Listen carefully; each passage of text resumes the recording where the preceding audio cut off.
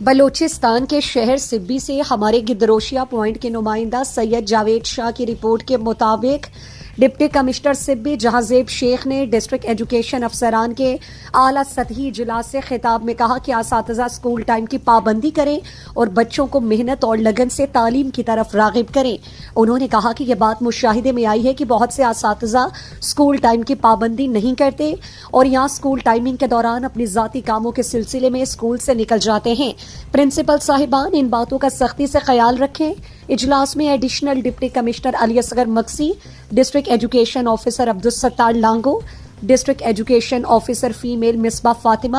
Deputy district education officer female Iram Noreen, deputy district education officer Lehri Musarrat Qadir, deputy D O male Lehri Muhammad Asif, senior I T M Mirza Azhar Baig, assistant خزانہ officer Syed Adil شاہ،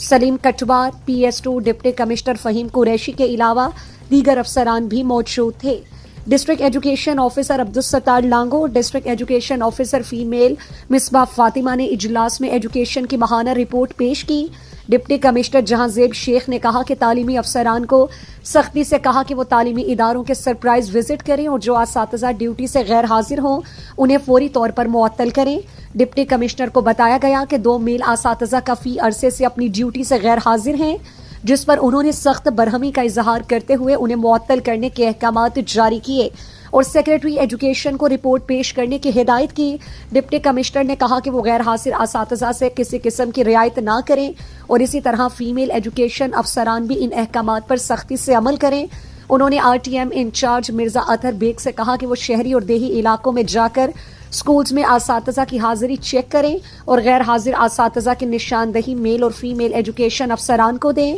deputy commissioner نے کہا کہ تعلیمی نظام کی بہتری کے لیے قبائلی معتبرین سے بھی رابطے رکھیں تاکہ جن علاقوں میں بچے اسکول نہیں آتے وہاں قبائلی معتبرین کے اثر و رسوخ کے ذریعے بچوں کو اسکول آنے کا پابند بنائیں۔